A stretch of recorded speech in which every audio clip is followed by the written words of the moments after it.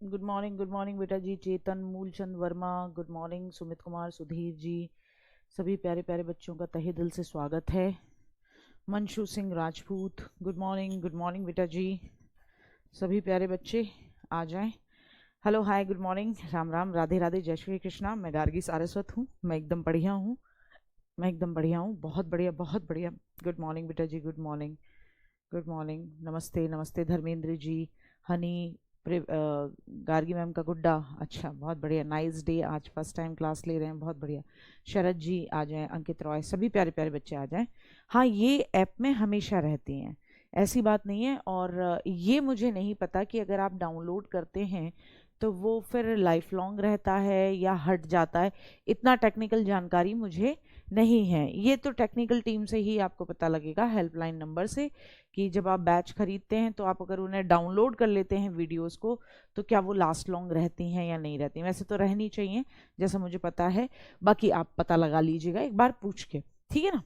चलिए, good morning. तो आज का सेशन शुरू करते हैं एकदम बढ़िया सा। तो कल जितना हमने पढ़ा था, हम सोर्सेस पढ़ रहे थे, सोर्सेस ऑफ कॉन्स्टिट्यूशन। तो उसमें हमने एक सबसे इम्पॉर्टेंट चीज़ पढ़ी थी कि क्या क्या हमने कहाँ कहाँ से लिया है।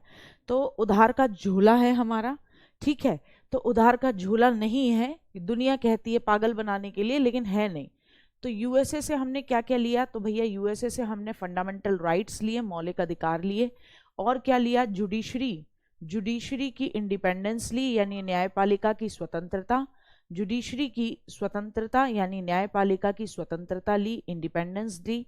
और आपका प्रेसिडेंट यानी राष्ट्रपति जी, राष्ट्रपति और सुप्रीम कोर्ट और हाई कोर्ट के जजेस को हटाने का तरीका वहीं से लिया। जजेस को हटाने का तरीका, जजेस को हटाने का तरीका वहीं से लिया।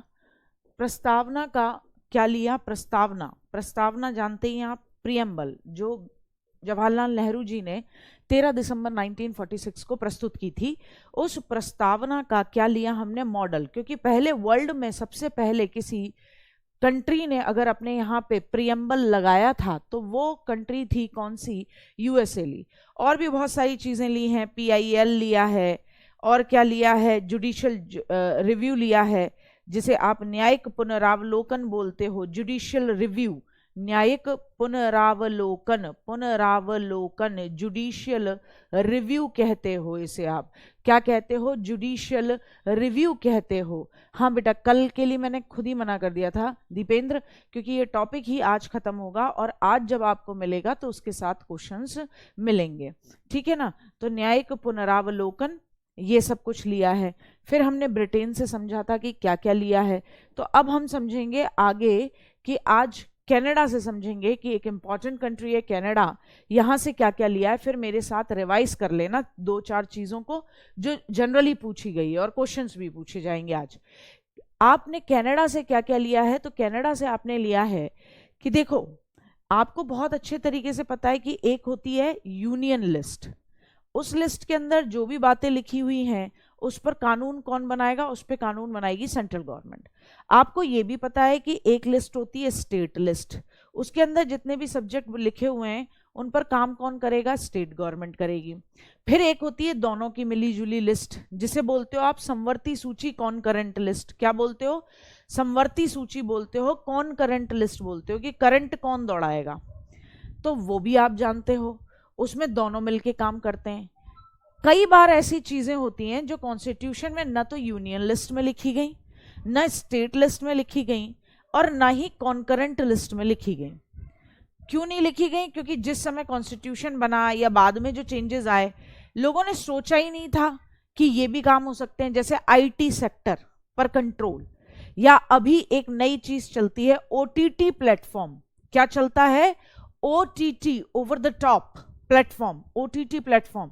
तो जब इंडिया ने अपने यहाँ पे मूवीज पब्लिश होने लगी तो एक सेंसर बोर्ड बनाया। तो किसी ने सोचा था कि ओटीटी प्लेटफॉर्म भी होगा, नेटफ्लिक्स होगा, अमेजन प्राइम होगा, जिसपे मूवीज आया करेंगी, और ऐसी ऐसी वेब सीरीज जिसमें गालियां ऐसे चला करेंगी, ये पूछो ही मती। ऐसा लग रहा है पूछो मत ही, किसी गली मोहल्ले की चीजें देख रहे हैं, कुछ सेंसर नहीं है, कहीं बीप नहीं है, फट से गाली दे रहा है। फट से कुछ अजीब अजीब से विचित्र सीन आ रहे हैं। तो ऐसे में ये किसी ने सोचा नहीं था। अब अगर ओटीटी को कंट्रोल करने के लिए गवर्नमेंट कुछ बनाएगी, रूल्स एंड रेगुलेशंस करेगी, तो वो पहले तो सोचे नहीं थे। तो क्या गवर्नमेंट ओटीटी प्लेटफॉर्म को कंट्रोल करने के लिए एक अलग सेंसर बोर्ड बनाएगी, या जो सेंसर बोर्ड फिल्मों को देखता है उसी को बनाएगी? नहीं बनाएगी ना, एक अलग बनाएगी। तो ऐसे ही कुछ सब्जेक्ट कॉन्स्टिट्यूशन के अंदर न तो यहां लिखेंगे अवशिष्ट शक्तियां या रेजिडरी पावर्स होती क्या हैं, यहां एक स्टार लगा के लिखेंगे कि जो विषय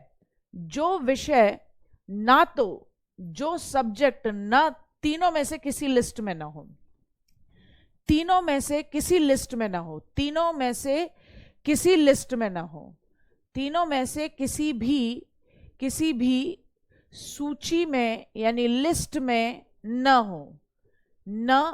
हो, यानी न तो वो संघ सूची में आता हो यानी यूनियन लिस्ट में, न ही वो स्टेट लिस्ट में आता हो, और न ही वो कॉन्करेंट लिस्ट में आता हो। तो वो बची खुची जो होंगी उन्हें किसके अंदर रखा जाएगा? तो कहा गया उन्हें रेजिडरी पावर कहा जाता है, अवशिष्ट, बचा कुचा, अवशिष्ट शक्तियां यानी बची कुची पावर, रेजिडरी पावर।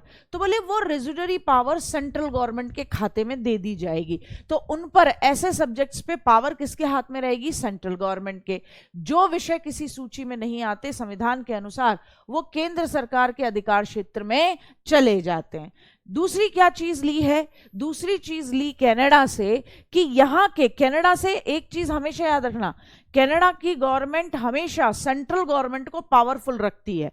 इसीलिए तो देखो जो रेजिडरी पावर है वो स्टेट गवर्नमेंट को भी तो मिल सकती थी, लेकिन दी किसको है? सेंट्रल गवर्नमेंट को। फिर एक अर्ध संघात्मक यानी सेमी फेडरल गवर्नमेंट सरकार का स्वरूप, जिसमें सेंट्रल गवर्नमेंट पावरफुल होगी और संघात्मक व्यवस्था होगा फेडरल सिस्टम। कल समझाया था ना फेडरल सिस्टम क्या होता है?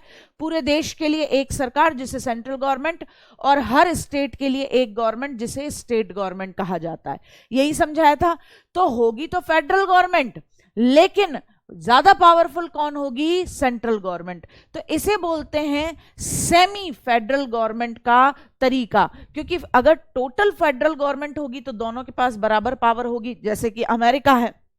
लेकिन इंडिया ने कनाडा वाले मॉडल को अपनाया कि यहां सेंट्रल गवर्नमेंट ज्यादा पावरफुल रहेगी। ठीक है, नेक्स्ट, सेंट्रल गवर्नमेंट ही गवर्नर को अपॉइंट करेगी, ये भी पावर इनके पास है। और गवर्नर की पोस्ट और पद किसके अंदर आता है? तो वो याद रखेंगे भारत शासन अधिनियम 1935 यानी कि इंडियन गवर्नमेंट एक्ट 1935 के अंडर गवर्नमेंट की पोस्ट और उसका ऑफिस आता है। लेकिन गवर्नर की यानी कि राज्यपाल की नियुक्ति, अपॉइंटमेंट किसके थ्रू आता है? तो वो आता है सेंट्रल गवर्नमेंट के थ्रू। याद रखना, बच्चे कंफ्यूज हो जाते हैं कई बार।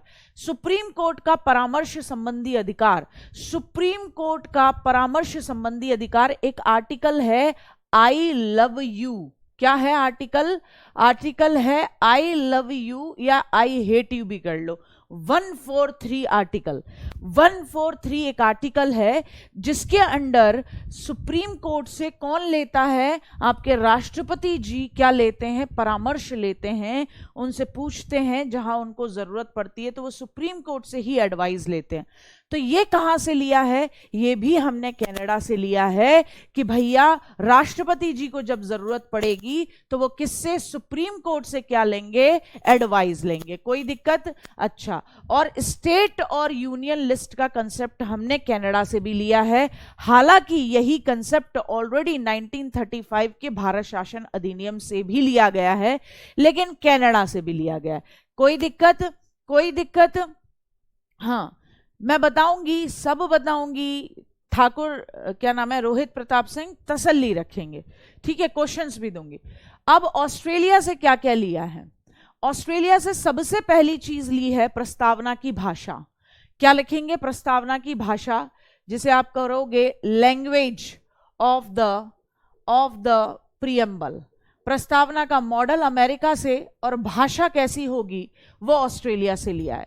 समवर्ती सूची का टॉपिक हमने कहां से लिया? ऑस्ट्रेलिया से लिया। कॉन्करेंट लिस्ट का कंसेंट हमने कहां से लिया? ऑस्ट्रेलिया से लिया। स्टेट और यूनियन लिस्ट का टॉपिक हमने कहां से लिया? तो याद रखेंगे कनाडा से लिया। ठीक है, व्यापार वाणिज्य और समागम की व्यवस्था यानी फ्रीडम ट्रेड की, कॉमर्स की, इंटरकोर्स की, ये हमने कहां से ली? ये हमने ऑस्ट्रेलिया से ली। संसद के दोनों सदनों का ज्वाइंट सेशन, देखो एक सीन फंसता है, कब? एक तरफ है लोकसभा और एक तरफ है राज्यसभा। ध्यान से समझना, एक तरफ है लोकसभा, एक तरफ है राज्यसभा। ये दोनों किसके बेटे हैं? तो याद रखेंगे ये दोनों एक ही बाप के बेटे हैं, जिनका नाम है पार्लियामेंट यानी भारत की संसद, या एक ही मां के बेटे। अब एक बात ध्यान से सुने, लोकसभा और राज्यसभा। अब पुरानी मूवीज की तरफ थोड़ा सा लौटते हैं, तो एक वो डायलॉग सबने सुना होगा, मेरे पास बंगला है, गाड़ी है, फलाना है, डिगाना है, तेरे पास क्या है? तो जो पुलिस वाला ईमानदार लड़का है वो ये कहता मेरे पास माँ है ना। बहुत मीम्स बने उस पर, आगे चल के भी बहुत मीम्स बने। तो अब देखो उन दोनों भाइयों के बीच में जो वो सीन दिखाते हैं, वो दिखाते हैं लड़ाई का, टकराव है, वैचारिक मतभेद हैं दोनों भाइयों के बीच में, उनके मतलब आइडियोलॉजीज मैच नहीं कर रही हैं। तो ऐसे ही आप जानते हो लोकसभा और राज्यसभा दोनों पार्लियामेंट के ही क्या हैं? हाउसेस हैं। दोनों से कोई भी प्रपोजल जब पास होता है तो दोनों की हामी मंजूरी चाहिए होती है प्रपोजल पास करने के लिए, है ना। कोई भी जो आपका नॉर्मल सा बिल है वो तभी तो लॉ बनेगा, तभी तो एक्ट बनेगा, कानून बनेगा, जब लोकसभा से भी पास होगा, राज्यसभा से भी पास होगा, फिर उस पर सिग्नेचर होंगे राष्ट्रपति जी के, पापा जी के, तब मामला बन जाएगा। अब सपोज करो एक बिल लोकसभा से पास हो गया, अब राज्यसभा जानबूझ के कह रही है नहीं इस बिल को तो रोकना है, राज्यसभा ने रोक दिया। अब राज्यसभा ने क्या कहा कि इस बिल में ये चेंजेस करो, तब तो हम बिल पास करेंगे अपने यहाँ राज्यसभा से, वरना हमें तुम्हारा बिल पसंद नहीं आ रहा। अब इन्होंने ये कह के सजेशन दे के लोकसभा को वो बिल वापस दे दिया। लोकसभा के पास आया, लोकसभा ने अब हमारे यहाँ सबने पास कर दिया, ये ज्यादा मुंह चला रहे हैं, ठीक। तो लोकसभा ने वापस वो बिल वैसा ही भेज दिया, बोले यही वाला पास होगा, कोई हम तुम्हारा सजेशन नहीं मान रहे, हमारी मर्जी नहीं मान रहे। अब राज्यसभा अड़ गई, हमारा सजेशन मानो तो हम अपने यहाँ से पास करेंगे, हमारे यहाँ लोगों ने कह दिया है कि ये वाला मामला गड़बड़ है। और इधर लोकसभा अड़ गई है कि हमारे यहाँ से पास हो चुका है और हमारे यहाँ लोग लोकसभा में इसी बिल को वो कर रहे हैं, जो चेंजेस तुमने बताए उससे नहीं हो रहा। तो दोनों के बीच में क्या हो गया, वही जय विजय वाला मुद्दा आ गया कि तेरे पास क्या है और तेरे पास क्या नहीं है, एकदम दोनों भाई तन गए हैं। तो यहाँ पे इसे बोलते हैं डेडलॉक सिचुएशन। क्या बोलते हैं? डेडलॉक। अब वो बिल का क्या होगा, वो तो झूल रहा है, ये मना कर रहे हैं, सजेशन जो दिए हैं उनको करो, लोकसभा कह रही है नहीं ऐसे ही करना है। तो ऐसे में क्या होगा, राष्ट्रपति बिकमिंग अ पापा, तो राष्ट्रपति जी, प्रेसिडेंट साहब कहेंगे यार दोनों बच्चे लड़ रहे हैं मेरे, ये तो गंदी बात है। तो राष्ट्रपति जी कहेंगे ज्वाइंट सेशन बुलाएंगे। क्या करेंगे? राष्ट्रपति जी ज्वाइंट सेशन बुलाएंगे। याद रखना कौन बुलाता है joint session? Joint session call कौन करता है? हिंदी में कहते हैं आवाहन। ये याद रखना है, लिखना है। आवाहन कौन करता है? तो याद रखना राष्ट्रपति जी करते हैं। ज्वाइंट सेशन बुलाता कौन है? तो राष्ट्रपति जी। लड़ाई उनके दो बच्चों में हो रही है, तो कौन बुलाता है? तो याद रखना है राष्ट्रपति जी ज्वाइंट सेशन को कॉल करते हैं। लेकिन जब ज्वाइंट सेशन होता है तो उस मीटिंग की अध्यक्षता कौन करता है? तो याद रखना मीटिंग की अध्यक्षता लोकसभा स्पीकर महोदय करते हैं। उस मीटिंग की बैठक में बैठते कौन है? तो वो बैठते हैं लोकसभा स्पीकर। कोई दिक्कत? ठीक है, कोई दिक्कत? बेटा कॉन्स्टिट्यूशन और लॉ में ये अंतर है। कोई भी कानून, सामान्य कानून भी लॉ है। जैसे आप ट्रैफिक के सिग्नल्स को फॉलो करते हो, ये लॉ है, और कॉन्स्टिट्यूशन में जो चीजें लिखी हैं वो कॉन्स्टिट्यूशन का हिस्सा है। ठीक है ना। ट्रैफिक लाइट कहाँ लगेगी, कैसे लगेगी, हरी बत्ती का क्या मतलब हुआ, ऑरेंज का क्या मतलब होगा, ये कॉन्स्टिट्यूशन में नहीं लिखा। तो जीवन को एक जेन्युइन बेसिस पे चलाने के लिए लॉज, नियम, कायदे, कानून होते हैं, समाज को चलाने के लिए भी होते हैं, लेकिन हर चीज कॉन्स्टिट्यूशन में नहीं लिखी जाती है। कॉन्स्टिट्यूशन में आपको जो चीजें लिखी हुई हैं वो संविधान में लिखी हुई चीजें, सरकार कैसे काम करेगी, आपके लिए क्या क्या अधिकार हैं, ताकि सरकार कंट्रोल में रहे। क्योंकि किसी भी देश में सबसे ज्यादा पावरफुल कौन होता है? गवर्नमेंट होती है, और गवर्नमेंट के ही अपने रास्ते से बदचलन हो जाने के चांसेस ज्यादा रहते हैं। ठीक है, तो गवर्नमेंट को भी कंट्रोल करने के लिए रहता है। ये यहां तक का मामला समझ में आया? जॉइंट सेशन क्या होता है अच्छे तरीके से समझ में आया? तो जॉइंट सेशन से सिंपल सा मतलब होता है, जॉइंट सेशन से सिंपल सा मतलब होता है कि जब लोकसभा राज्यसभा में डेडलॉक आ जाए, यानी कोई बिल को लेकर कंफ्यूजन क्रिएट हो जाए, तो ऐसे में प्रेसिडेंट साहब जॉइंट सेशन बुलाते हैं, दोनों को बुलाते हैं, साथ में बैठाते हैं और कहते हैं अब जितने भी लोग हैं 543 और 245 सब मिलकर वोट डालो। तो जाहिर सी बात है, लोकसभा से पहले ही पास हुआ है, लोकसभा के मेंबर ज्यादा हैं, तो वो पास वहां हो जाना है। जब सब मिलकर वोट डालो एक ही जगह पर बैठकर, और तभी पता लग जाएगा ओवरऑल ये 800 लोगों में से कितने या 700 लोगों में से कितने लोग इसको सपोर्ट कर रहे हैं, तो वो अपने आप ही क्लियर हो जाना है। तो फिर वो तो बदतमीजी है राज्यसभा की। ठीक है, आ जाओ। भारत शासन अधिनियम से आपने 3 सूचियां ली हैं, आपको पता है, संघ सूची, राज्य सूची, समवर्ती सूची। लेकिन फिर भी अगर एग्जाम में पूछा जाए कॉन्करेंट, मैं फिर से बोल रही हूं, ध्यान दें, अगर पूछा जाए कॉन्करेंट लिस्ट कहां से ली है, तो मुंह से निकलना चाहिए ऑस्ट्रेलिया। क्या निकलना चाहिए? ऑस्ट्रेलिया निकलना चाहिए।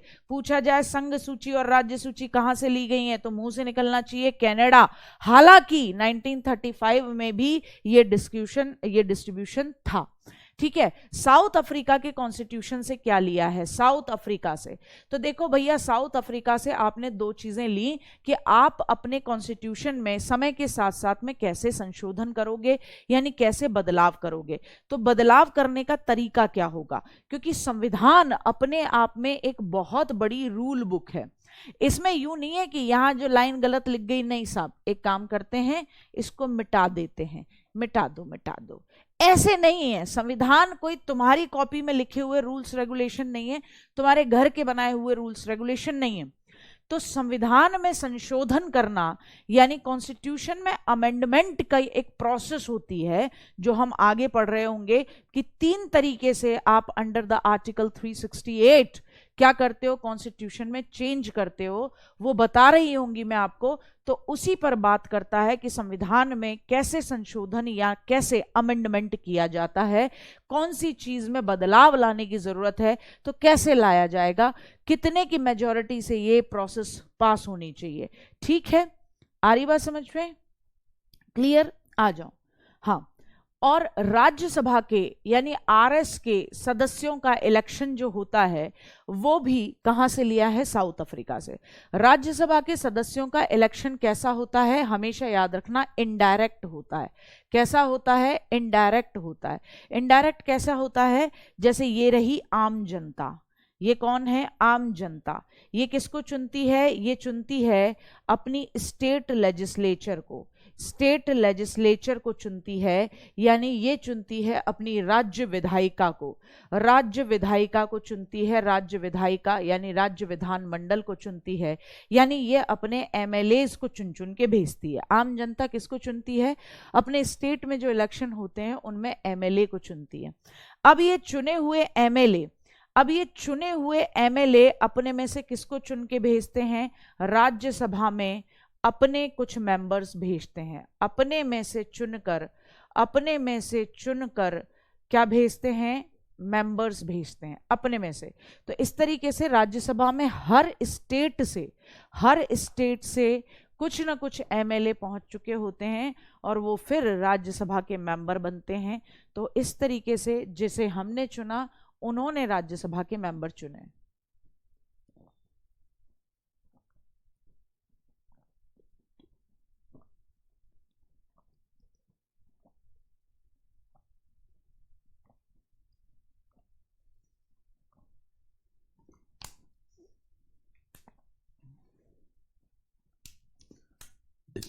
ठीक है, क्लियर हुआ?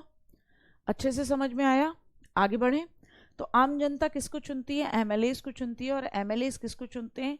राज्यसभा में जो मेंबर्स उन्हें भेजने हैं अपने में से चुनकर उनको भेज देते हैं। यहां तक क्लियर हुआ? ये तरीका होता है। जर्मनी से क्या लिया है बेटा जी, तो याद रखेंगे जर्मनी से, जर्मनी जहां से हिटलर बिलोंग करता था, तो जब हिटलर था तो उसने अपने यहाँ पे लोगों के फंडामेंटल राइट्स को खत्म कर दिया था और इमरजेंसी लग गई थी। तो याद रखना है कि हिटलर ने क्या क्या किया, हिटलर से आपने जर्मनी से क्या क्या लिया, आपने लिया है इमरजेंसी के प्रोविंशियल, यानी इमरजेंसी के प्रोविंस, इमरजेंसी के प्रोविजंस, सॉरी इमरजेंसी के प्रोविजंस। इमरजेंसी जब लगती है देश के अंदर, इमरजेंसी यानी आपातकाल, ऐसी सिचुएशन जो नॉर्मल सिचुएशन से अलग है। इमरजेंसी क्या होती है, एमएलए की फुल फॉर्म होती है member of legislative assembly, MP की फुल फॉर्म होती है मेंबर ऑफ पार्लियामेंट। ठीक है, लोकसभा के मेंबर भारतीय हम खुद चुनते हैं। लोकसभा के आपने सुना है पूरे देश में लोकसभा के चुनाव हुए, तो वो लोकसभा के चुनाव पूरे देश में होते हैं और आम जनता चुन के भेजती है। तो लोकसभा के मेंबर डायरेक्टली हम चुन के भेजते हैं और वही सरकार चलाते हैं। जैसे अभी लोकसभा के इलेक्शन जब हुए थे तो हम ही ने मोदी गवर्नमेंट को चुनकर भेजा था, बीजेपी को चुनकर भेजा था। ठीक है, आ रही बात समझ में? समर्थ कोई बात नहीं, तुम मुझे 2-4 टी शर्ट भिजवा दो अगर तुम्हारा मेरी टी शर्ट की वजह से ध्यान भंग होता है, क्योंकि मेरे लिए कंफर्ट थोड़ा ज़्यादा मैटर करता है, तो मैं जिस टी शर्ट में कंफर्ट हूँ मैं तो वही पहनूंगी। लेकिन अगर बेटा तुम्हें कोई दिक्कत है तो डेफिनेटली मुझे उम्मीद है कि आप मुझे 2-4 टी शर्ट ज़रूर भिजवाओगे, एड्रेस मैं ज़रूर दे दूंगी टेलीग्राम ग्रुप पे। ठीक है, कोई दिक्कत? अच्छा, मुझे लगता है अब शायद आपके दिमाग में कीड़ा थोड़ी देर के लिए बंद हो जाएगा। ठीक है, हाँ, राज्यसभा में स्टेट से भी आते हैं, यूनियन टेरिटरीज से भी आते हैं। यूनियन टेरिटरीज के लिए भी दे रखा है और स्टेट के लिए भी दे रखा है। ठीक है, आ रही बात समझ में? जैसे लोकसभा के अंदर भी स्टेट से भी आते हैं और किससे भी आते हैं, साथ ही साथ आते हैं आपके यूनियन टेरिटरीज से भी। तो ये मामला रहता है। अभी जब 2024 में लोकसभा के इलेक्शन होंगे तो आपको समझ में भी आएगा अच्छे तरीके से जो आप पढ़ोगे, क्योंकि जनरली दुख पता है किस बात का है कि भारत का बच्चा जो कंपटीशन की भी तैयारी कर रहा होता है वो जानता ही नहीं है लोकसभा के इलेक्शन कैसे होते हैं, डायरेक्टली होते हैं या नहीं होते हैं, इनडायरेक्टली होते हैं, कैसे होते हैं। बच्चे के साथ एक प्रॉब्लम होती है, उसको लगता है यार इलेक्शन होते हैं, वो जानता ही नहीं कौन से इलेक्शन में वो खुद वोट डालने जा रहा है। और राज्यसभा के इलेक्शन में कभी नहीं गए होगे आप में से कोई, किसी ने वोट नहीं डाला, किसी ने नहीं वोट डाला। ठीक है, आ रही बात समझ में? क्लियर? हाँ नहीं, अगर आपने ऑलरेडी पहले से नोट्स बनाए तो कुछ चीजें जो आपको ऐड करनी है उन्हीं टॉपिक में ऐड कर लो। अब समझो आपातकाल इमरजेंसी क्या होती है, तो ये बात हमेशा याद रखना, आपातकाल यानी इमरजेंसी जो सामान्य से बिल्कुल अलग चीज होती है। सामान्य से बिल्कुल अलग चीज यानी कि बिल्कुल नॉर्मल से अलग सिचुएशन आ जाएगी। आपकी कंट्री के ऊपर किसी ने बम्बार्टमेंट कर दिया, किसी से युद्ध हो गया हमारा, तो ऐसी सिचुएशन में क्या करना पड़ेगा, इमरजेंसी लगानी पड़ेगी। इमरजेंसी लगानी पड़ेगी क्योंकि पूरे देश को अब जरूरत है कि एक ही इंसान, एक ही गवर्नमेंट, एक ही लेवल से लोगों को क्या किया जाए, गाइड किया जाए। तो इमरजेंसी की सिचुएशन कहां से ली है, तो ये आपने कहां से ली है, तो जर्मनी से ली है। हालांकि आपातकाल के प्रावधान आपने 1935 से भी लिए हैं, भारत शासन अधिनियम से भी लिए। मौलिक अधिकार सस्पेंड हो जाएंगे जब इमरजेंसी लगती है, तो मौलिक अधिकार आपके फंडामेंटल राइट केवल 20 और 21 को छोड़कर आपके सभी फंडामेंटल राइट क्या हो जाते हैं, सस्पेंड हो जाते हैं। 20-21 को छोड़कर आपके फंडामेंटल राइट सस्पेंड हो जाते हैं। 19 कब सस्पेंड होता है ये मैं बताऊंगी आपको। ठीक है, आ रही बात समझ में? तो ये बात याद रखनी है, ये बात याद रखनी है। हाँ, जैसे कोरोना टाइम था, बहुत सही जवाब दिया है। जैसे कोरोना टाइम था तो कोरोना के समय पे एक तरीके से इमरजेंसी लग गई। इमरजेंसी कैसे लग गई? इमरजेंसी ऐसे लग गई कि पूरा देश रोक दिया गया, सेंट्रल गवर्नमेंट की तरफ से आदेश आ रहे थे, राज्यों ने भी अपने यहाँ पर क्या करा, स्टेट्स के बॉर्डर्स को क्या कर दिया, बैन कर दिया। तो बहुत सारा मामला आप समझ सकते हो, लेकिन उस समय पे आपके मौलिक अधिकारों का निलंबन नहीं था, मौलिक अधिकार आपके सस्पेंड नहीं हुए थे, आपका राइट टू लाइफ चल रहा था।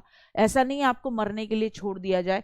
ईश्वर की कृपा से हमारे यहाँ ऐसी सिचुएशन नहीं थी कि हमें चूज करना पड़े कि एक जवान बच्चा बेड के लिए आया है और एक बुढ़िया माई आई है और इन दोनों में से किसको देना है, तो हम बुढ़िया को कह दें कि तुम मर जाओ और तुम तो जी ली, अब ये बच्चा देश का नौजवान है, इसकी जरूरत है और इसे ले लिया जाए। ऐसा हुआ नहीं था। आ जाओ, फ्रांस का कॉन्स्टिट्यूशन, फ्रांस से क्या लिया, तो फ्रांस का याद रखना, फ्रेंच रेवोल्यूशन की फ्रेंच रेवोल्यूशन की, फ्रेंच रेवोल्यूशन यानी कि फ्रांस की जो क्रांति हुई थी, फ्रेंच रेवोल्यूशन यानी फ्रांस की क्रांति का एक नारा था।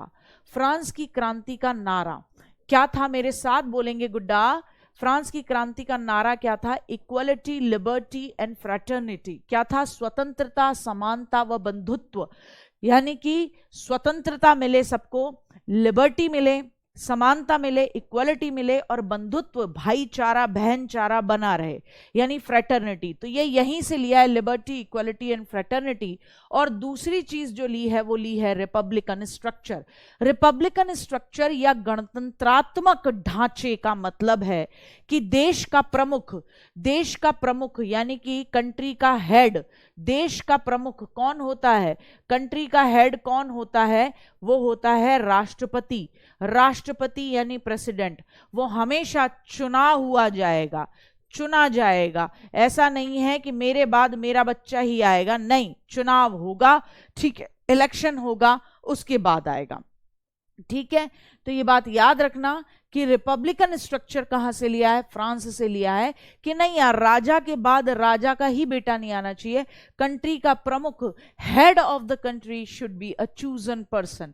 कैसा होना चाहिए? चुना हुआ व्यक्ति होना चाहिए, ठीक है। ये वाली बात यहां तक हो गई, ठीक, ये वाली बात यहां तक होगी। रशिया से क्या लिया है? तो देखो भैया, रूस के लोग अपने कर्तव्यों को, अपनी ड्यूटीज को पूरा करने में बहुत ज्यादा ध्यान देते हैं। तो मौलिक कर्तव्य लिए हैं, फंडामेंटल ड्यूटीज कहां से लिए हैं? रशिया से। और रशिया के अंदर लोग क्या मानते हैं? साम्यवादी सरकार है। बहुत ध्यान से सुनना, रशिया में कम्युनल गवर्नमेंट रही है। कम्युनल गवर्नमेंट ये कहती है कि हमारे यहां सब, चाहे अमीर हो चाहे गरीब हो, सबको बराबर मौका मिलेगा, सबको बराबर रिसोर्सेज मिलेंगी। तो सामाजिक, आर्थिक और राजनीतिक न्याय की बात करता है, सोशल, इकोनॉमिकल और पॉलिटिकल जस्टिस की बात करता है। ये कहां से लिया हमने? आपके रशिया से लिया। 5 ईयर प्लान का कंसेप्ट भारत का कभी नहीं था। 5 ईयर प्लान का कंसेप्ट रशिया से शुरू हुआ 1928 में, जोसेफ स्टालिन से शुरू हुआ था। याद रखना, इसकी शुरुआत करने वाले कौन थे? Joseph Stalin. जोसेफ स्टालिन थे इसकी शुरुआत करने वाले। 1928 में उन्होंने रशिया में इसकी शुरुआत की और भारत में इसकी शुरुआत हुई। भारत के अंदर इसकी शुरुआत होती है। भारत में पहली पंचवर्षीय योजना आई 1951 से लेकर 56। ये पंचवर्षीय योजना, 5 ईयर प्लान का क्या मतलब था? तो आपको पता है इंडिया के अंदर गवर्नमेंट 5 साल तक टिकती है। एक गवर्नमेंट अगर पहले न गिरा दी जाए तो 5 साल के अंदर वो किन चीजों पर फोकस करेगी? क्या उसका एम रहेगा कि इतना मैं डेवलपमेंट गोल बनाऊं और उसे गेन करूं, उसी पे काम करने का, ठीक है। तो ये याद रहेगा, ये अच्छे तरीके से याद रहेगा, ठीक, हाँ, बहुत बढ़िया, बहुत बढ़िया।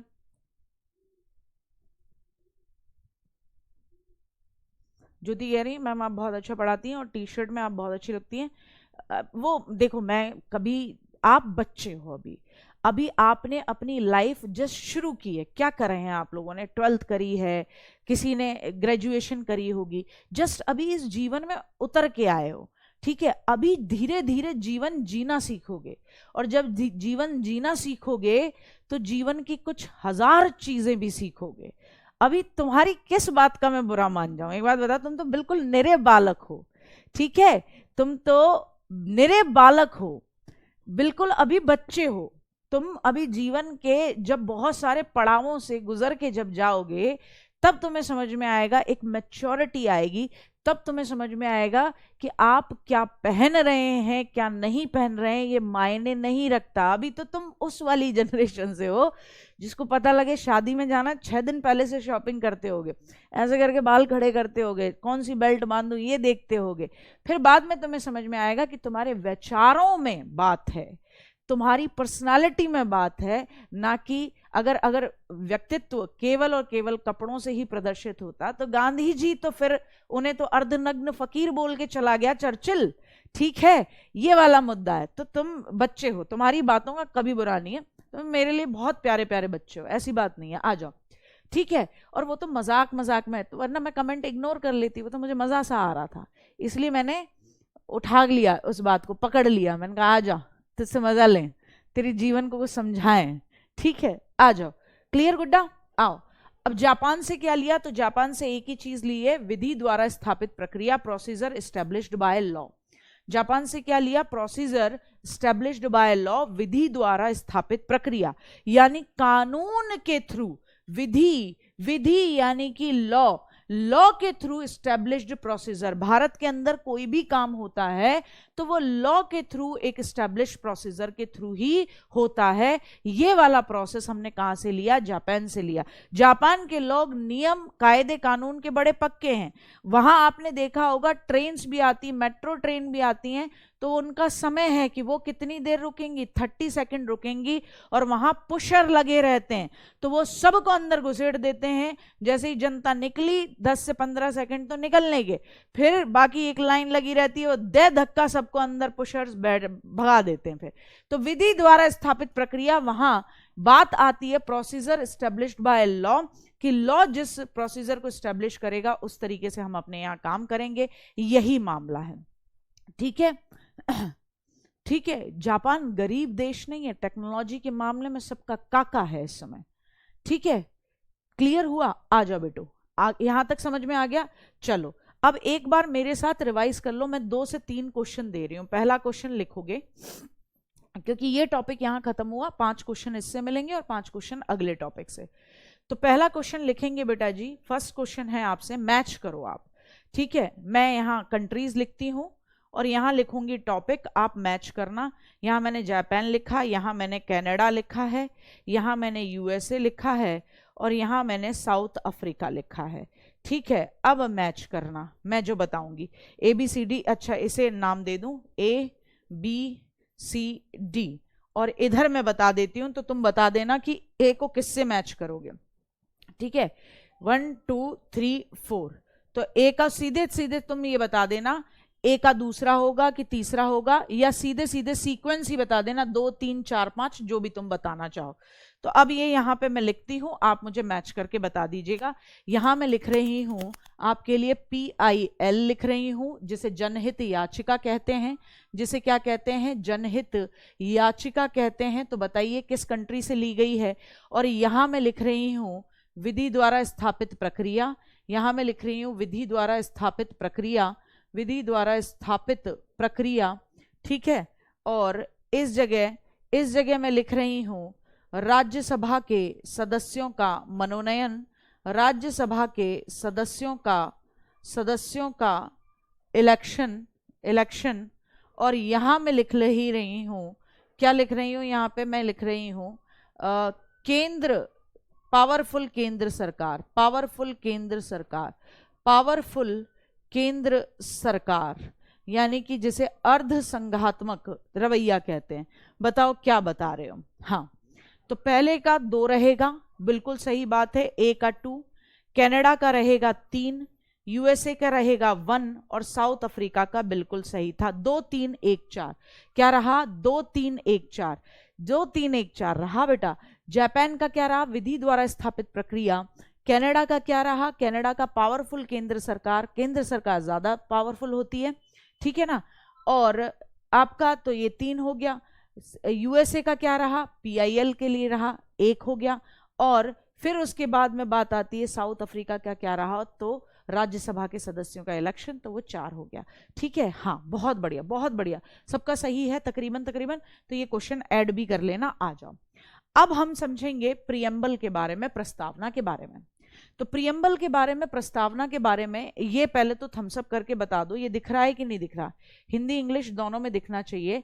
ये आपने देखा होगा जब भी कॉन्स्टिट्यूशन शुरू होता है, इवन आपकी किताबें जो हैं, आपकी जो NCERT की किताबें हैं, 6ठी 7वीं 8वीं 9वीं 10वीं की, उन किताबों में भी ये क्या लगा रहता है? प्रियम्बल लगा रहता है। उन किताबों के फ्रंट पेज पे क्या छपा रहता है? फ्रंट पेज पे मतलब अंदर की तरफ के पेजेस पे प्रियम्बल लगा रहता है। क्या लगा रहता है? प्रियम्बल लगा रहता है। अब ये प्रियम्बल है क्या? तो हम पहले भी सुन चुके हैं प्रस्तावना क्या रहती है। तो बेटा जी याद रखना, जैसा कि हमने पहले भी सुना था, उसको बिल्कुल उसी तरीके से एक बार रिवाइज फिर करेंगे। तो प्रस्तावना पहले 13 दिसंबर 1946 को किसने? चाचा जी ने, यानी जवाहरलाल नेहरू। किन्होंने? जवाहरलाल नेहरू जी ने क्या करा था? उद्देश्य प्रस्ताव रखा था। क्या रखा था? तो कहेंगे जवाहरलाल नेहरू जी ने उद्देश्य प्रस्ताव यानी ऑब्जेक्टिव रेजोल्यूशन प्रस्तुत किया। उद्देश्य प्रस्ताव यानी ऑब्जेक्टिव रेजोल्यूशन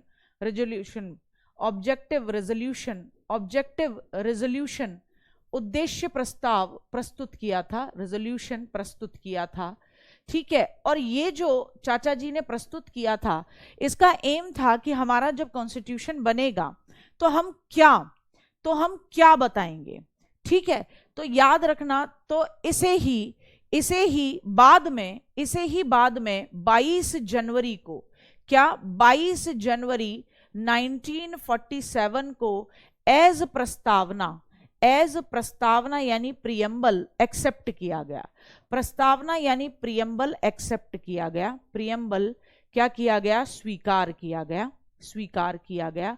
हैंडरिटन आपको पता है कि प्रियम्बल किसने लिखा, तो हैंडरिटन भी आप याद रखेंगे। हैंडरिटन प्रियम्बल भी किसने लिखा था?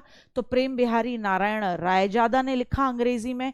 और इसकी पेंटिंग किसने की थी? तो प्रस्तावना की पेंटिंग राम मनोहर सिन्हा जी की थी। वैसे पूरे कॉन्स्टिट्यूशन के पन्नों की पेंटिंग नंदलाल बोस जी की है। इतना समझ में आया। अब बात आती है प्रस्तावना है क्या। तो बेटा एक बात बताओ, प्रियम्बल है क्या? आपको कोई भी मूवी जब टीवी पर आने वाली होती है या लॉन्च होने वाली होती है, उससे पहले कंपनी उसका टीजर जारी करती है। प्रस्तावना क्या है? टीजर है। जैसे आपने देखा होगा, कोई भी मूवी आपको इंटरेस्ट पैदा कर देती है, गाना चल रहा है या क्या कहना चाहिए, गाने के साथ साथ सीन आ रहे हैं खतरनाक से। जैसे आपने देखा RRR मूवी की जब रिलीज हुई थी, उससे बहुत पहले उसका टीजर आ गया था। और टीजर में आपने देखा था रामचरण और वो जो दूसरा हीरो है वो शेर को मार रहे हैं, कूदे जा रहे हैं इधर से उधर, और गाना चल गया था नाटू नाटू नाटू नाटू। तो बीट बढ़िया लगी लोगों को, एकदम बढ़िया सॉलिड सी लगी। ऐसे ही फिर ब्रह्मास्त्र मूवी एक आई, ठीक है ना, उसका एक गाना चल गया कि केसरिया तेरा इश्क है पिया। ओ भैया गाना ही गाना बजे जाए। मूवी की लॉन्च से पहले ही गाना सुपर डुपर हिट था, लोग इसी गाने के चक्कर में देखने के लिए भग गए। तो मूवी जब आती है तो उससे पहले एक शॉर्ट क्लिप्स डाली जाती हैं जिससे लोगों में एक्साइटमेंट हो कि ये मूवी थ्रिलर मूवी है, सस्पेंस मूवी है या क्राइम बेस्ड मूवी है। जैसे सिंघम 2 आई थी तो ऐसा लगता है कि कैसी खतरनाक, ओ हमने देखा अजय देवगन इस बार तो पकड़ लिया गया यार, अजय देवगन बहुत हवा में उड़ता था। ठीक है, तो सस्पेंस क्रिएट हुआ है, लेकिन फिर दिखा रहे हैं अजय देवगन को कि इसने तो सब पहले से प्लानिंग कर रखी है। तो हमें लगा इसका मतलब इस बार की मूवी और ज्यादा रोचक होगी। तो ये जो ट्रेलर होता है ये पूरी फिल्म के बारे में एक छोटी मोटी कि किस बेस पर है मूवी उसके बारे में बता देता है। तो प्रियम्बल भी क्या है, प्रस्तावना भी क्या है, मूवी के ट्रेलर की तरह है। ठीक है, किसकी तरह? मूवी के ट्रेलर की तरह है, ट्रेलर की तरह। ठीक है, ट्रेलर की तरह प्रस्तावना। ये क्या बताता है 2 मिनट।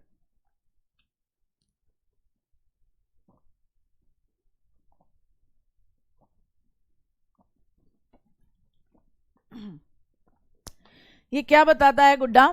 ये बताता है कि पूरे आपके कॉन्स्टिट्यूशन में पूरे कॉन्स्टिट्यूशन का आधार क्या है। क्या बताता है? पूरे कॉन्स्टिट्यूशन का बेस क्या है, बेस वैल्यू क्या है, बेस वैल्यू क्या है। ठीक है, मतलब किन किन वैल्यू, किन किन आपके आदर्शों को ध्यान में रखते हुए ये कॉन्स्टिट्यूशन बनाया गया उसके ऊपर बात करता है। कोई दिक्कत यहां तक में नहीं है। आओ साहब इसे समझ लो, क्योंकि सीजीएल में आपके यहां से ये क्वेश्चंस जरूर पूछ लेता है। मैं पढ़ा देती हूं एक बार हिंदी में, इंग्लिश में अच्छे तरीके से। क्या लिखा है? हम भारत के लोग, we the people of India. हम तो सब भारत के ही लोग हैं ना, ऐसा तो नहीं है एक आध कोई पाकिस्तान में रह रहा हो और यहां क्लास ले रहा हो, ये संभव ही नहीं है। We the people of India, हम भारत के लोग, भारत को एक संपूर्ण प्रभुत्व संपन्न समाजवादी पंथ निरपेक्ष लोकतंत्रात्मक गणराज्य बनाने के लिए हम भारत के लोग क्या करेंगे? भारत को एक संपूर्ण प्रभुत्व संपन्न यानी कि भारत को सोवरेन बनाने के लिए, सोवरेन का मतलब होता है संप्रभु का मतलब होता है, यही समझ लो पहले कुछ चीजें। संप्रभु का मतलब होता है हम अपने प्रभु खुद। और हम अपने प्रभु कब कब होते हैं बेटा? खुद। सोवरेन कब होते हैं हम? जब हम अपने सारे डिसीजन खुद लें, किसी से पूछे नहीं। हमें लॉकडाउन लगाना था, हमने 2 महीने के लिए लॉकडाउन लगा दिया। बाहर वाली कंट्री, चाइना नहीं लगा रहा, अमेरिका नहीं लगा रहा, जब मरने लगे लोग तब जाके होश में आया। ऑस्ट्रेलिया में नहीं लगा, हमने अपने यहाँ सीधे 2 महीने का लगा दिया, बोले चुप बैठो घरों में, कोई दिक्कत नहीं, सब्जी वब्जी घर आ जाएंगी, सैनिटाइज करो, ये करो वो करो, ये बातें हमने बता दी। तो हम अपने क्या है बेटा? हम अपने प्रभु खुद हैं। अब आप बताओ, आप एक घर में रहते हो, अभी मम्मी पापा आपको रोटी पानी दे रहे हैं, तुम अभी संप्रभु हो? नहीं हो। तुम अपने प्रभु खुद हो? तुम सोवरेन हो? नहीं हो। सारे डिसीजन खुद ले रहे हो अपने जीवन के? नहीं ले रहे। सिर्फ इतने ही तो डिसीजन ले रहे हो कि मम्मी ये वाला कोर्स अच्छा है, ये वाला चैनल अच्छा है, यहां से क्या मैं क्लास ले लूं? मम्मी ने कहा ठीक है, मम्मी पैसे दिलवा दो पापा से, दे दिए गए। तुम हाल कह दो इस लड़की से विवाह करूंगा या उस लड़के से विवाह करूंगा, जूते चप्पल और पुराने लठ सब निकल आएंगे। तो तुम्हारे पास अभी सोवरेंटी नहीं है, तुम अपने संप्रभु खुद नहीं हो, तुम्हारे डिसीजन अपने खुद के नहीं हैं। ठीक, लेकिन यहां कहा गया है कि भारत का जो हम भारत के लोग हैं, भारत को एक संपूर्ण प्रभुत्व संपन्न यानी सोवरेन बनाने की कोशिश करेंगे, समाजवादी बनाएंगे। समाजवादी का मतलब सोशलिस्ट बनाएंगे, जहां अमीर गरीब का भेदभाव कम हो। पंथ निरपेक्ष बनाएंगे यानी सेक्युलर बनाएंगे। सेक्युलर का मतलब भारत किसी एक धर्म को सपोर्ट नहीं करेगा, सभी धर्मों को बराबरी का मौका दिया जाएगा, और देश का कोई रिलीजन नहीं है। जैसे जब भी आप सुनते हो तो पाकिस्तान के लिए कहा जाता है, एक तो वो मूर्ख कौम है यार पाकिस्तान के अंदर, मतलब एकदम मूर्ख हैं। कभी वहां के यूट्यूब चैनल्स और उनको देखो, उनसे पूछें कि आपके लिए देश पहले है या इस्लाम पहले है, तो वो ऐसे कह देते हैं इस्लाम पहले। अरे यार, देश किसी भी धर्म से ऊपर होता है। आप एक बात बताओ, आपके लिए देश, अगर मैं आपसे पूछूं आपके लिए देश पहले या आपका धर्म पहले? मुझसे कोई पूछे हिंदुत्व पहले गार्गी या देश पहले, तो मैं कहूंगी हिंदुत्व तो बच ही जाएगा, क्योंकि हिंदुत्व तो देश के बनने से पहले भी है। ठीक है ना? तो इसी तरीके से धर्म तो अपने आप, धर्म क्या है? इंसान को एक रास्ते पे ले जाने का, सही रास्ते पे ले जाने का एक तरीका है। तो धर्म तो है ही है अपनी जगह, लेकिन सबसे पहले क्या होना चाहिए? जिस मिट्टी में हम जन्म ले रहे हैं, जिस जगह का अनाज खा रहे हैं, उस देश की स्वतंत्रता, उस देश की इज्जत होनी चाहिए। तो इंसान क्या बोलता है? यही कहता है कि नहीं साहब, मेरे लिए देश पहले, उधर मामला दूसरा चलता है। ठीक है ना? तो और वो क्या कहते हैं? वो ये कहते हैं कि नहीं, हमारा देश ही किसके बेसिस पे बना है? हमने अपना देश, आप देखोगे पाकिस्तान में साफ लिखा रहता है पाकिस्तान एक इस्लामिक देश है। भारत के लिए कभी लिखा हुआ देखा कि भारत एक इस्लामिक देश है या एक हिंदू राष्ट्र है? नहीं, कभी नहीं। कह देना एक अलग बात है, कोई भी कह के चला जाए कि भारत एक हिंदू राष्ट्र है, लेकिन भारत एक सेक्युलर देश है, एक पंथ निरपेक्ष देश है। और तब से, कब से? हड़प्पा सभ्यता जो ज्ञात हुई है तब से लेकर आज तक ही बेटा सेक्युलर देश रहा है। कभी भी ये नहीं रहा बीच का एक आक्रांताओं का समय छोड़ दिया जाए जिनकी बुद्धि लिमिटेड थी, वरना कभी ऐसा संभव नहीं हुआ कि भारत के अंदर सभी धर्म क्योंकि पल्लवित होते हैं, पुष्पित होते हैं, ये सबसे बड़ी खूबसूरती है भारत की, और कह दिया जाए नहीं यही वाला धर्म चलेगा। ऐसा कभी नहीं हुआ। अशोक के पिताजी आजीवक संप्रदाय से बिलोंग करते थे और अशोक के दादाजी जैन धर्म मानते थे, अशोक बौद्ध धर्म मानता है। यह भारत की खूबसूरती है। ठीक है? तो कहा गया इसी खूबसूरती को बनाने के लिए कि भारत क्या बनेगा? पंथ निरपेक्ष बनेगा। यानी भैया हमारे देश की तरफ से हम कभी नहीं बोलेंगे कि हमारा देश ऐसा राष्ट्र है, किसी धर्म विशेष को सपोर्ट नहीं करेगा। कौन? सरकार, राष्ट्र। बाकी आपकी मर्जी है, आपका खूब मन करे मैं आज हिंदू हूं, मेरा मन करे मैं क्रिश्चियन बन जाऊं, मेरा मन करे मैं बौद्ध धर्म अपना लूं, इसके लिए स्वतंत्रता है। लोकतंत्रात्मक गणराज्य यानी डेमोक्रेटिक, यानी कंट्री क्या होगी? डेमोक्रेटिक रिपब्लिक होगी। डेमोक्रेटिक रिपब्लिक का मतलब ऐसा गणतंत्र होगा जहां आम आदमी भी कंट्री का हेड बन सकता है। द्रौपदी मुर्मू जी क्या हैं? कंट्री की हेड हैं। एपीजे अब्दुल कलाम, जो बेचारे मतलब उनके जैसा तो विश्व में मैं ये कहती हूं कभी राष्ट्रपति नहीं आया है। भारत की धरती धन्य है कि एपीजे अब्दुल कलाम भारत में पैदा हुए। सोचिए कितनी बौद्धिक क्षमता, कितना यहां से स्ट्रांग व्यक्तित्व, और उसके बाद क्या उनके पास कपड़े, किताबें दो चार, ठीक है, कभी खुद का घर लिया नहीं, ठीक।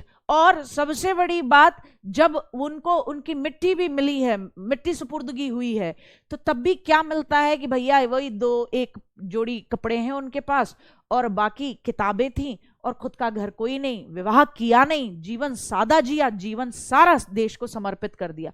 तो लोकतंत्रात्मक गणराज्य है, यानी कंट्री का हेड डेमोक्रेटिक वे में होगा। ये नहीं है कि राजा के घर से ही, खानदान में से किसी का चुनाव होगा, नहीं होगा साहब, ठीक है। और इसके लिए 3 तरीके का जस्टिस दिया जाएगा। कौन सा जस्टिस? सामाजिक, आर्थिक और राजनीतिक जस्टिस दिया जाएगा। सामाजिक, आर्थिक और राजनीतिक जस्टिस दिया जाएगा, यानी कि सोशल, इकोनॉमिकल और पॉलिटिकल जस्टिस दिया जाएगा। पूछा जाएगा कितने तरीके के जस्टिस की बात करता है प्रियम, तो आप बताओगे 3 तरीके के जस्टिस की बात करता है। सोशल, इकोनॉमिक और पॉलिटिकल जस्टिस की बात करता है। स्वतंत्रता, कितनी तरीके की स्वतंत्रता की बात करता है? तो याद रखना 5 तरीके की स्वतंत्रता यानी लिबर्टी की बात करता है। कौन सी? विचार, अभिव्यक्ति, विश्वास, धर्म और उपासना। आपको अपने विचार को अभिव्यक्त करने की, अपने विश्वास को मानने की, अपने धर्म को मानने की और अपनी पूजा करने की आपको स्वतंत्रता है। क्लास में कई बार आप यकीन नहीं करेंगे इस तरीके के भी प्रश्न पूछे गए हैं। सीजीएल सेकंड टीयर में यही पूछा जाएगा। आपसे पूछा जाएगा बताओ जस्टिस, इनमें से कौन से जस्टिस की बात नहीं करता प्रियम्बल? तो 3 ये दे रखे होंगे, सोशल, इकोनॉमिकल और पॉलिटिकल, और एक दे रखा होगा रिलीजियस जस्टिस, और बच्चा गलत कर जाएगा। तो ये याद रखना है, 3 तरीके के जस्टिस, 5 तरीके की इंडिपेंडेंस की बात करता है। समानता, 2 तरीके की समता की बात करता है। समानता किसकी? आपको इज्जत में भी समानता मिलेगी और अवसर में भी, प्रतिष्ठा और अवसर की समानता मिलेगी, ठीक है। और देश के अंदर हर व्यक्ति राष्ट्र की एकता और अखंडता सुनिश्चित करने के लिए फ्रेटर्निटी को बढ़ावा देगा। और ये साफ लिखा हुआ है कि भारत 26 नवंबर 1949 को क्या कर रहा है? इस संविधान को एक्सेप्ट कर रहा है, अंगीकृत कर रहा है, ठीक है। सब आ रही बात समझ में? इतना समझ में आया यहां तक की बात? तो याद रखना है कि आपके प्रियम्बल में 4 बेसिक चीजों की बात की गई हैं। किन की बात कर? क्लास रुक कर चल रही है, एक बार वापस बाहर निकलो फिर वापस आओ। बहुत बढ़िया समृद्धि। हाँ, जनरली हम इस पेज को पढ़ के छोड़ देते हैं, पर ये बहुत गहरा मतलब है, ठीक है। जिसकी क्लास रुक रही है गुड्डा, एक बार वापस निकल जाया करो फिर आया करो। कई बार मैंने एक चीज देखी है कि एप्लीकेशन पे कुछ लॉग आ जाता है, पता नहीं कैसे आ जाता है, क्या है पता नहीं। प्रस्तावना में 4 मूल तत्व हैं। पहला कि संविधान के अधिकार का सोर्स क्या है। तो ये कहता है कि संविधान भारत के लोगों से शक्ति गेन करता है। ये प्रश्न पूछा गया है, एसएससी सीजीएल 2020 में पूछा गया है कि कौन सा स्टेटमेंट सही नहीं है। या ऐसे पूछा गया था कि इंडिया का कॉन्स्टिट्यूशन कहां से शक्ति, पावर ग्रहण करता है। तो हमेशा याद रखना, भारत का संविधान, इंडिया का कॉन्स्टिट्यूशन कहां से एनर्जी लेता है, कहां से पावर लेता है? तो भारत के लोगों से। इसीलिए स्टेटमेंट शुरू होता है, हम भारत के लोग, भारत को संपूर्ण प्रभुत्व संपन्न। तो कौन? हम भारत के लोग हैं। ये देश बना हुआ ही हमारी वजह से है। तो क्या कह रहे हैं कि संविधान के अंदर सोर्सेस कहां से हैं? Source of authority of the constitution क्या है? ये सोर्स क्या है अथॉरिटी के, कॉन्स्टिट्यूशन का, कॉन्स्टिट्यूशन की अथॉरिटी का? तो वो कहते हैं कि ये पावर कहां से मिलती है? From the people of India, Bharat के लोगों से शक्ति ग्रहण करता है भारत का संविधान। दूसरा, इंडिया की प्रकृति कैसी है, नेचर क्या है इंडिया का? तो कहा गया इंडिया का नेचर है कि इंडिया संप्रभु है। इंडिया क्या है? संप्रभु है, सोवरेन है। सोवरेन का मतलब मैंने आपको बता दिया, अपने प्रभु हम खुद। हम किसी से ना पूछने जाएं कि लॉकडाउन लगा दें क्या, तुम बताओ, मोदी जी ने पूछा था बम गिरा दें क्या? ऐसे कह दिया जाओ गिरा के आओ, देख लेंगे पुलवामा अटैक के बाद में। और बागड़ बिल्ली सा मुंह बना के रह गया पाकिस्तान, झूठ बोल रहे हैं, हमारे यहाँ हुआ नहीं, करा नहीं, और ऐसा है वैसा है, बिल्ली जैसा मुंह बना के रह गया। अब वो बता भी नहीं सकता है कि मैं पीट दिया गया हूं और रात में घुस के पीटा हूं इंडियन एयरफोर्स ने, अब वो बता नहीं पा रहा। तो हम किसी से पूछ रहे थे, पहले कभी पूछा करते होंगे, अब हम किसी से पूछ रहे थे कि मोदी जी ने पूछा हेलो ब्रिटेन कर दूं क्या, हेलो अमेरिका कर दूं क्या, कर दिया, बोले जो होगा देखा जाएगा, फिर बाद में देख लेंगे। हमने चलाया ऑपरेशन गंगा, हमने चलाया ऑपरेशन गंगा। बताओ अभी थोड़े दिनों पहले चलाया, काय बात पे चलाया ऑपरेशन गंगा? तुर्की के अंदर बाढ़ आई तो वहां हमने चलाया ऑपरेशन दोस्त। पूछने गए किसी से कि आ जाएं क्या, मदद कर दें क्या? पूछा किसी से? तालिबान के कब्जे वाले काबुल से भारत के लोगों को उठा लाए, ऑपरेशन देवी शक्ति। पूछने गए हम किसी से? हम नहीं पूछने गए ना, सारे डिसीजन हमारे खुद के थे ना। बस वही वाली बात। तो हम संप्रभु हैं, समाजवादी हैं, यानी कि हमारे यहाँ समाजवाद को बढ़ावा मिलता है हर तबके को। आप एक बात बताओ, ये समाजवादी तो है बेटा, ये समाजवाद ही तो है। 18 के बाद आप और मैं एक ही लाइन में लग के वोट डाल रहे होंगे, ठीक है ना? तुम्हें भी उतने ही अधिकार हैं जॉब गेन करने के जितने मुझे अधिकार हैं। तो समाजवादी धर्मनिरपेक्ष है, लोकतांत्रिक है, गणतांत्रिक राज्य व्यवस्था वाला देश है। संविधान का उद्देश्य क्या है? उद्देश्य है लोगों को क्या देना? जस्टिस, स्वतंत्रता, समता और बंधुत्व, ये उद्देश्य है। लोगों को जस्टिस मिले, लोगों को क्या मिले? लिबर्टी मिले, लोगों को इक्वलिटी मिले और फ्रेटर्निटी बनी रहे, ठीक है? फ्रेटर्निटी बनी रहे, ठीक, ये वाला मामला है। हाँ, यूक्रेन के लिए चलाया था ऑपरेशन गंगा, ठीक है। और सोचो हमारी कितनी पावर है, हमारी पावर देखो, रशिया ने एकदम युद्ध विराम कर दिया था उस बीच में, कि मोदी जी बोले भैया हम अपने बालक बच्चे निकाल रहे हैं वहां से, बोले कोई दिक्कत नहीं, निकालो, मैं थोड़ी देर के लिए युद्ध बंद कर देता हूँ। यूक्रेन से कहा कि हाँ भाई मैं अपना डेलीगेशन भेज रहा हूँ, मैं अपने बच्चे निकलवा रहा हूँ वहां से, मेडिकल के लिए पढ़ने जाते हैं यूक्रेन, भारत की तरफ से काफी बच्चे, ठीक है। तो फिर एकदम बढ़िया तरीके से निकलवा लाए उनको, एकदम कोई किसी की चूं चपड़ नहीं, ठीक। आ जाओ, संविधान लागू होने की तिथि के बारे में बताया गया है कि 26 नवंबर 1949 को भारत का संविधान कंप्लीट हो गया था, एक्सेप्ट कर लिया गया था, ठीक है। यहां तक क्लियर हुआ। अब एक चीज सुनो, संविधान का ये जो इनिशियल स्टेटमेंट है, ठीक है, ये जो इनिशियल स्टेटमेंट है इसे प्रस्तावना कहते हो। ये बताता है कि आपने संविधान जो बनाया है उनमें आपने किन किन आदर्शों, किन किन वैल्यूज को रखा है, ठीक है। इसे राजनीतिक कुंजी, राजनीतिक जन्मपत्री भी कहते हो आप इसे। एक स्टेटमेंट याद रखना, चीफ जस्टिस थे एम हिदायतुल्ला, आगे पढ़ रहे होगे आप इनका नाम। इन्होंने प्रस्तावना के लिए, प्रियम्बल के लिए कहा कि संविधान की आत्मा है। ये क्या है? संविधान की आत्मा है। क्या कहा? संविधान की आत्मा है, ठीक है। आ रही है बात समझ में? क्या कहा? ये संविधान की क्या है? आत्मा है। किसने कहा? चीफ जस्टिस मोहम्मद हिदायतुल्ला जी ने कहा था कि प्रियम्बल क्या है? संविधान की आत्मा है। It's a soul of the constitution. प्रस्तावना संविधान की आत्मा है, और आत्मा बता देती है कि व्यक्तित्व कैसा है, तो बिल्कुल यही बताती है। आ जान, गैर न्यायिक है, वेरी इंपॉर्टेंट डालना इस बात को। गैर न्यायिक है, गैर न्यायिक है इसका मतलब क्या है? गैर न्यायिक का मतलब है कि इसके अंदर जो बातें लिखी हैं, जैसे क्या लिखा है कि न्याय मिलेगा। कैसा न्याय मिलेगा? सामाजिक, आर्थिक और राजनीतिक। अब तुम्हें न्याय न मिले तो तुम कोर्ट नहीं जा सकते हो, तो ये क्या है? नॉन जुडिशियल है, क्योंकि इसके प्रावधानों को आप जुडिशरी में यानी कोर्ट में लागू नहीं करा सकते, न्यायालय में लागू नहीं करा सकते।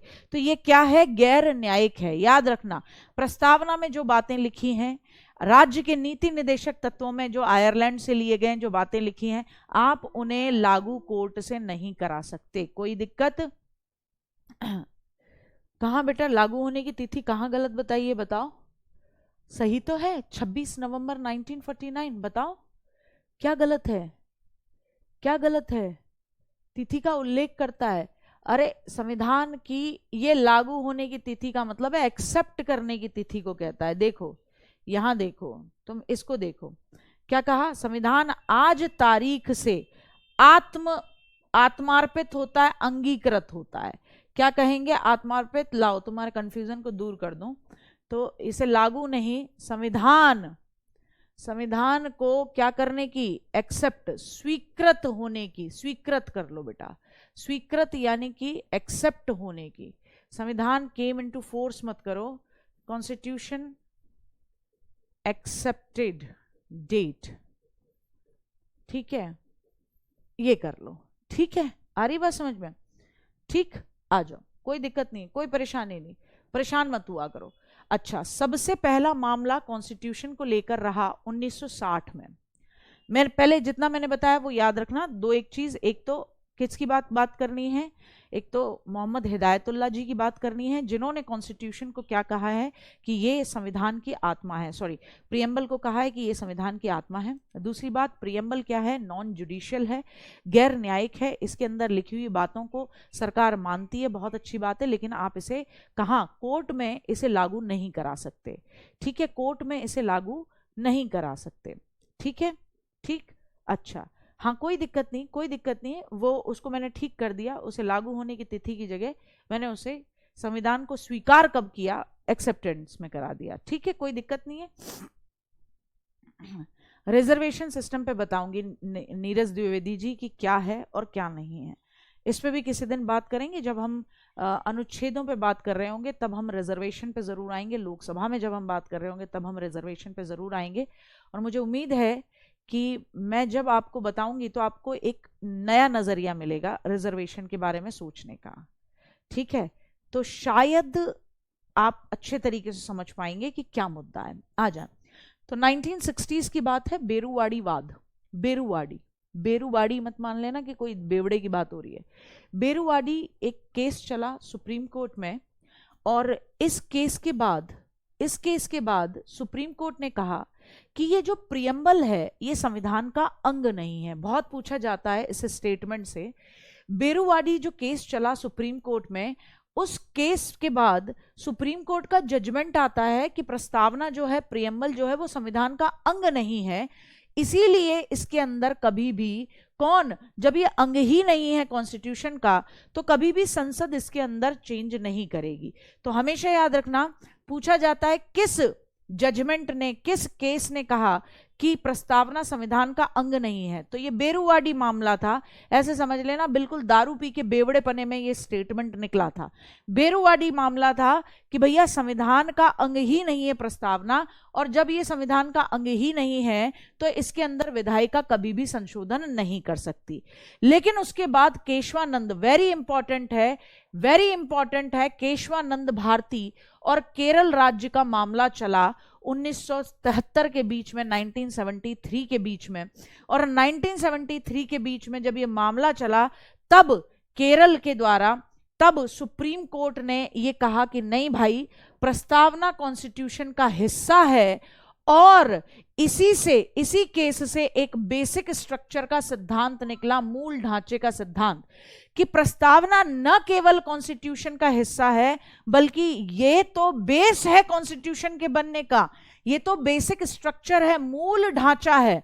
और क्या कहा गया कि संसद संविधान के किसी भी हिस्से में क्या कर सकती है, संशोधन कर सकती है, लेकिन मूल ढांचे में संशोधन का अधिकार नहीं होगा। नेगेटिव वे में, पॉजिटिव वे में उसमें भी चेंज कर सकती है, नेगेटिव वे में। कल इसी के आगे समझा रही होंगी, यहीं तक है आज की क्लास। अच्छा, अनुसूचियां भी हैं, कोई नहीं, ये मिल जाएगी बेटा आपको, ये भी पीडीएफ मिल जाएगी, कोई दिक्कत नहीं है, ठीक है, क्लियर हुआ। चलिए, तो आज के लिए इतना ही है, कल अनुसूचियां समझ रहे होंगे और फिर नागरिकता जैसे टॉपिक को समझ रहे होंगे, ठीक है। मैम कोर्ट में लागू नहीं, समझ आया।